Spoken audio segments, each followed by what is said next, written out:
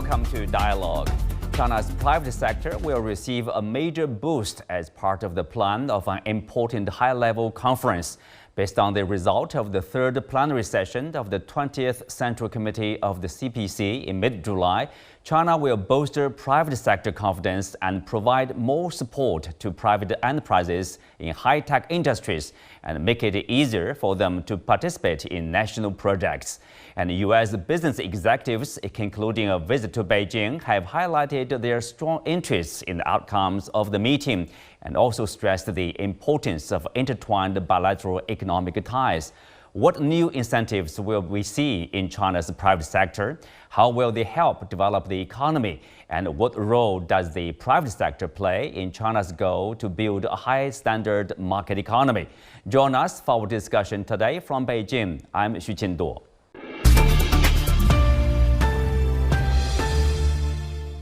Joining me today are Dr. Edward Xie, founder and CEO of Gaofeng Advisory Company, Yan Liang, a Kramer Chair Professor of Economics at Willamette University, and Dario Gabay, CEO of GabbayTraders.com. Welcome to Dialogue. Well, Liang Yan, how much of a shift, in terms of attitudes, in terms of policies from the central government toward the private sector here? So I don't think this it marks a sort of a change of the previous policies. I think this is a double down of the promotion of the private sector. I think in the past 4 decades, the growth of China was really largely attributable to this very healthy, synergized relationships between the private sector and the SOEs, the state-owned enterprises. Because I think each type of these companies, the enterprises, have their own strengths. So for the private sector, they're more agile, they're more market efficient, they understand the market pulses better.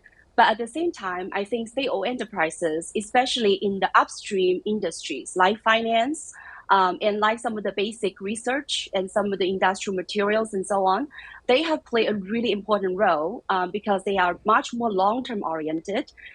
They have much more, strategic visions, and they are also much more resourceful. So I think really the strength is to combine both to achieve, these new modernization, the socialism, new market economy, where I think really it's important to balance and to synergize the role played by the SOEs and the private sectors. So I don't think there's sort of change in terms of difference in the past path. But I think it's really doubling down the continuous support and guidance of the private sector towards that common goal of socialism, market economy and modernization.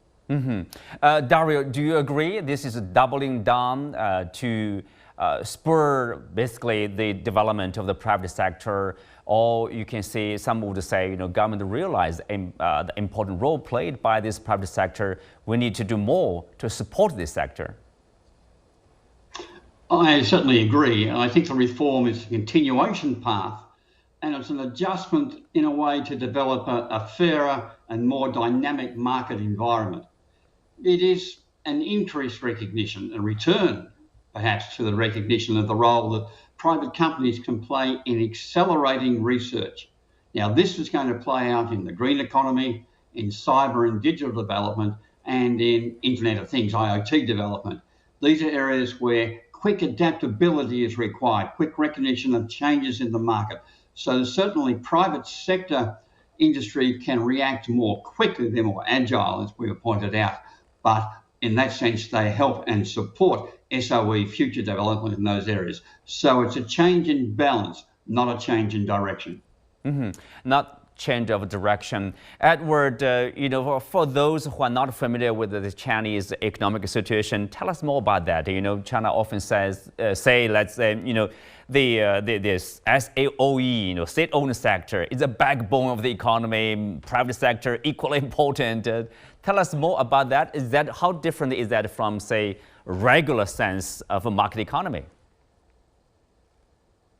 Yeah, the combination of SOEs and the privately owned companies is a very unique feature of the Chinese development model. And the SOEs are very much focused on the so-called strategic industries. That means, energy, infrastructure, of course, military, utilities, and so on. These are very important industries that oftentimes China would invest and build ahead of the demand, and also they wouldn't sort of like in the private sector, they would do narrow-based economic feasibility study to justify the building of a certain project. They would look at it from a larger perspective, from a more macro standpoint, so that the returns is actually more than just a specific project, but also the influence or the benefits to the entire society. So from that standpoint, the SOE has been playing a very important role in laying down the infrastructure and also the strategic industries for China.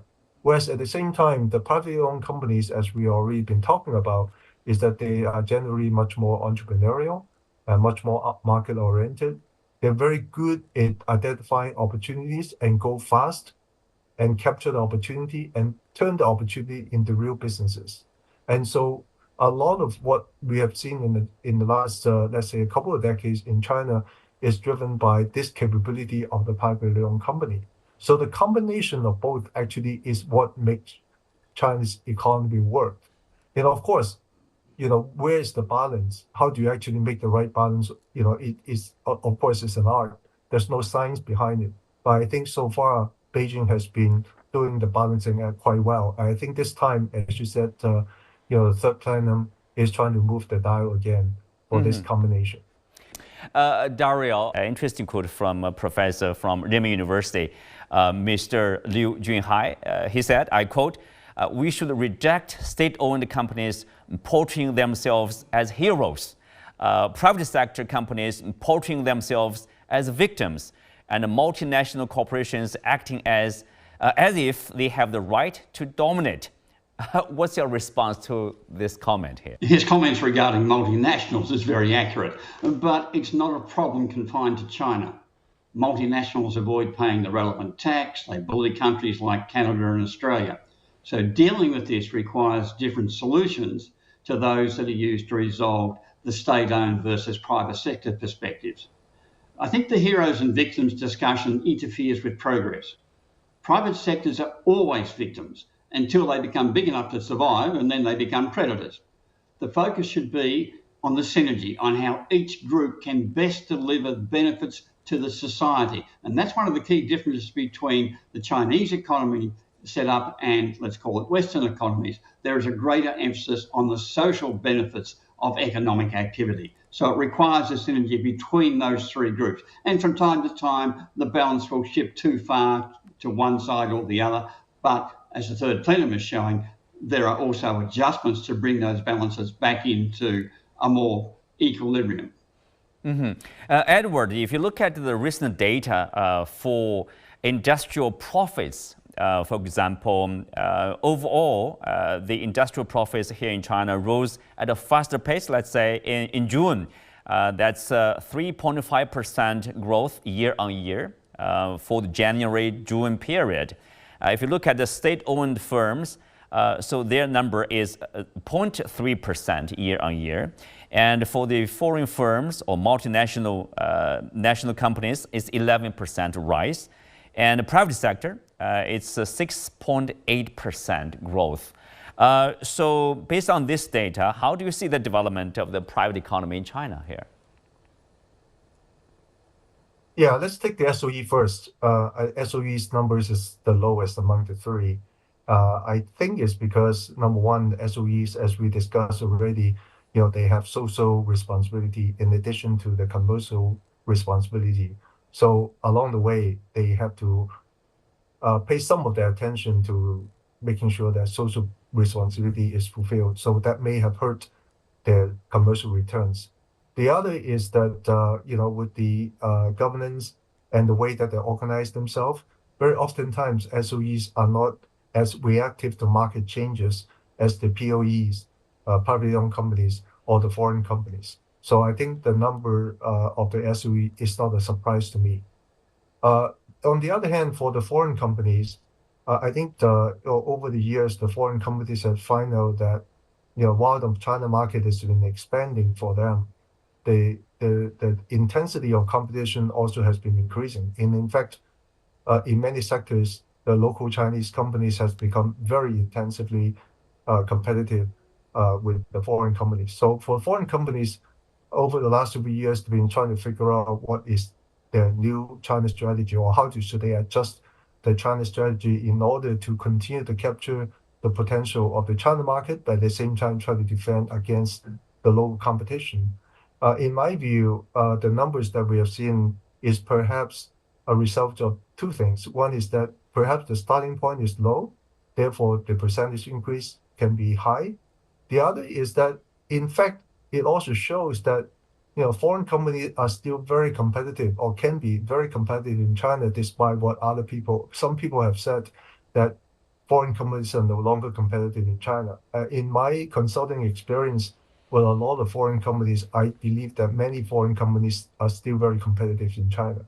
In the middle, with the privately owned companies, I think it shows, what we have been talking about is that they are very reactive. They're very fast to react to market changes, in particular on policy changes. And I think that is the strength of the privately owned companies. Therefore, we see them, their numbers has been pretty good relative to the SOEs.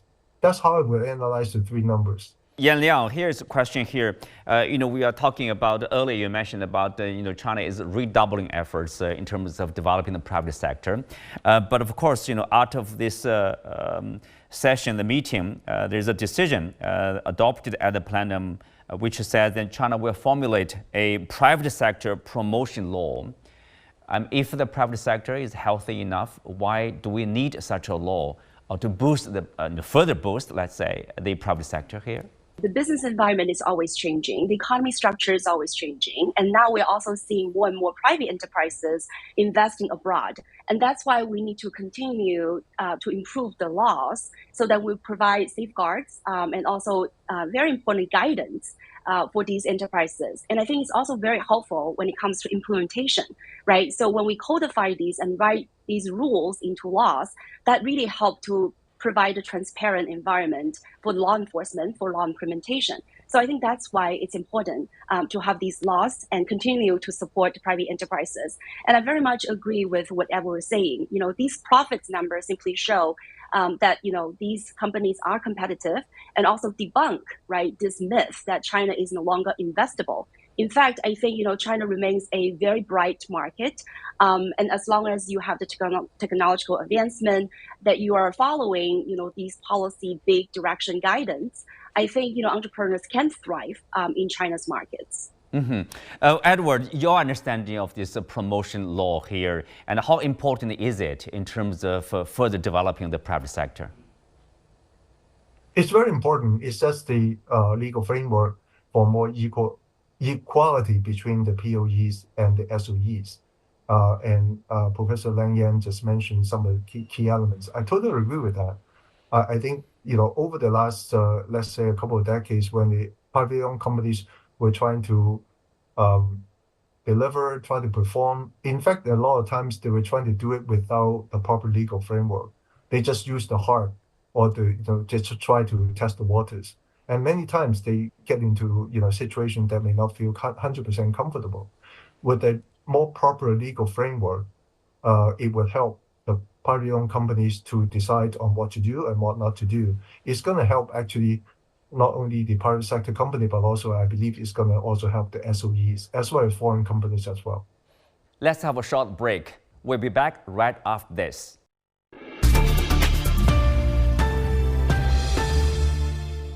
Welcome back. Dario, CITIC Securities also predicted that China is expected to launch, let's say, more detailed policy to treat state-owned companies and the private sector equally from an institutional and legal perspective. So is that also your expectation, that equality will be stressed between the private sector and the public sector? I don't think we'll ever have equality between the public and the private sector, but the advantages enjoyed by SOEs will be chipped away at so they become more accountable. But on the other side of the ledger, it may involve adding some protections to private enterprises, particularly around the treatment of bankruptcy, the access to capital. What's important with the detailed implementation is to get the correct balance. And that's a challenge for China, but it's a challenge in all countries. So what's important in many ways for private enterprise is opening up the access to capital. Obviously, when some companies get large enough, they can access growth enterprise markets, which are currently listed in Beijing and Shenzhen. The ability to access capital on broadly equal terms to the SOEs is the key to be able to expand and support this particular sector of the economy. So that's the detail that people will be looking for as more information comes out of these broad third plenum decisions. That's an interesting point. Earlier you mentioned about this, the balance. Edward also mentioned, how important it is to strike a balance between different sectors here, Dario. I understand that, in some, let's say, Western market economy, people stress very much about being free or privatization. But there's a problem sometimes if you go too far. For example, here in China, the bills for water, for electricity, they are very low. And for average citizens, it's never a burden at all. And, it ensures people a certain standard of living. There's no difficulties to shoulder that kind of responsibility because of the existence of the public or state-owned companies, right? That's the kind of balance. Is that what you are talking about? Different players playing different roles, basically, in the society. Oh, there's certainly different roles to be played, and you would not want to change the social role that the SOEs play. That's exceptionally important. And where those social obligations have been privatised, for instance, in the United Kingdom, Australia and the US, we find that they become an incredible burden on working people. The UK privatisation of water is an absolute ongoing disaster. So you need to be able to keep SOEs to deliver those social obligations. But on the other hand, you must also ensure that private enterprise has better access to working capital to put in for longer term investment. And that's an area I think that these changes are looking at. These are the details that particularly foreign enterprise will be looking at. How is capital allocated? What is our access to banking capital? Is it going to improve beyond what the current situation is? Mm-hmm.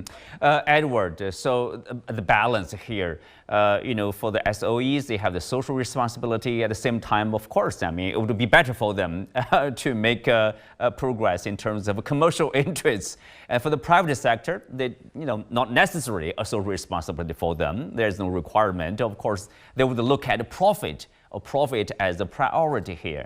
But at the same time, in terms of access to capital, as Dario said, there's also an issue. So striking a balance is really the challenge for the central government here. Absolutely. In fact, the central government has been doing their balance over the last couple of decades. This is not the first time. It's not a new invention. In fact, since the reform and opening up, this mixed economy has been ongoing, but at different points in time, that balance or that mix have been quite different. And I think every now and then, the central government will review the situation and decide if and how they would readjust the balance. I think right now, with the third plenum, they're trying to recalibrate that. But at the same time, I think, we cannot underestimate or understate the contributions by the SOEs in building up these infrastructure. All three sectors or companies are involved in manufacturing, so all of them will benefit from this contribution by the SOEs over the years. It's not just happening today. This SOE has been investing in this infrastructure for decades. Well, Yan Liang, of course, on the other side of the story of boosting the private sector is really about this. I think this Platinum also talked about the reforms or the management of the SOEs, governance of the big companies. That's also one of the issues they are going to deal with to improve their competitiveness in terms of competing with the private sectors. So that's also an important issue in terms of the balance we are talking about between the two sectors here. Right, absolutely. I agree. I think it's not only to strike a balance, but also to strike a dynamic balance. So I think, for SOEs, I think the speakers have talked about, their social responsibilities. And actually, I would also just emphasize it's not just about, their social responsibilities, but also a lot of times these SOEs and their infrastructure investments and so on, and basic research, for example, we create a lot of what we call in economics positive externalities. So they're really good for private enterprises and private investment as well. But that said, I think, yes, the SOEs need to continue to be reformed, not necessarily privatization, because I don't think privatization itself is really the solution to everything. The matter of fact is that trying to come up with different matrix to make sure that these OEs deliver what they're expected to do. Like Liang Yan said, well said. I think it's about how to measure their performance, how to measure their contribution to the economy, to the nation. For example, the role of stability, by providing this low cost of services to the average citizens. That's also important. In addition to infrastructure, as you mentioned earlier. Interesting aspect for people to understand the Chinese economy. In a much better way. So certainly, the term socialist market economy sounds like an oxymoron, because to a lot of people, they can't really understand what it is, because to a lot of people, socialism and market economy are diagonal. They, are totally opposite to one another. So how can you have socialist market economy? But the reality is that China has defined this as a concept and actually have been implementing this as a concept since the reform and opening up through various stages of evolution. But by definition, they are contrasting features of this notion, because socialism and market economy do have some areas of contrast. But at the same time, by putting together these two in a very dynamic and very constructive manner, it actually can yield very powerful impact to an economy like China, as big as China. So because it's an oxymoron, there's no such fixed or rigid boundary or definition of what that is yet. It requires experimentation and adaptation and learning along the way. And I think what China have done really well since reform and opening up is this embracement of the notion of experimentation, learning, and adaptation. And it's a continuous process. And so I think that process is actually helping China to define the right points of this dynamic balance.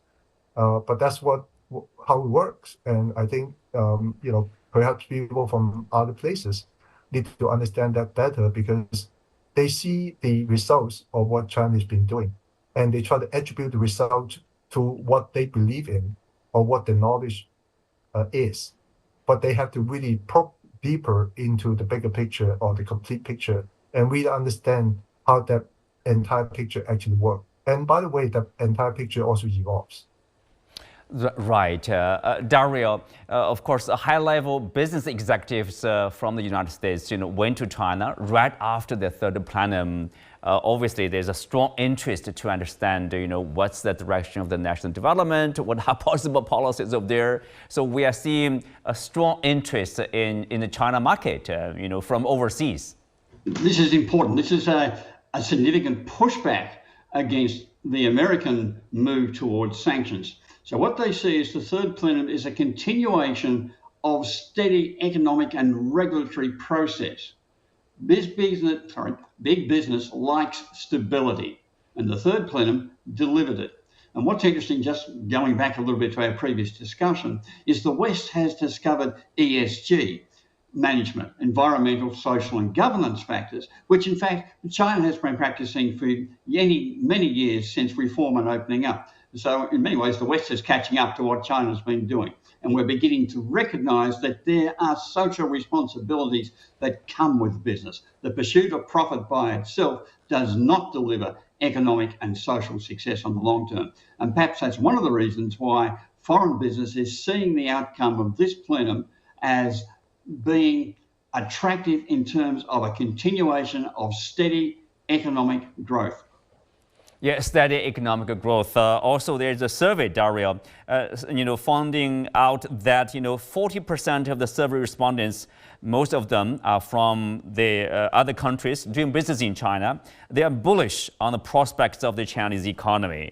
Given what you said, this third plenum basically is a new round of economic reforms. So, are you equally bullish on the Chinese economy in the years to come? I'm particularly bullish on China in the years to come. China's a steadily growing economy with an expanding middle class. These aren't features that you find in Europe or the United States, where the middle class is shrinking and rely on credit. However, we've got to consider the impact on tariffs and other types of sanctions being considered by the United States and the way that that will act as a brake on short-term economic development in China. Now, of course, the move to the expansion of the Belt and Road Initiative, the reaching out to the global south, also gives China access to expanding markets, expanding consumer markets in a way that the United States and Europe is not successful in penetrating. So the long-term growth, yes, but the nature of that growth, the nature of the economy, the foundations of productivity, they're all in the process of changing and changing quite rapidly. So the third plenum has done an excellent job in recognising those changes and beginning the process of managing that change from a low-cost labour environment to a high-cost value-added environment with increased productivity. Well, on that note, we come to the end of today's show. Many thanks to our guests. You can also find us on the CGTN app on YouTube. I'm Qian Duo. Thanks for being with us. See you next time.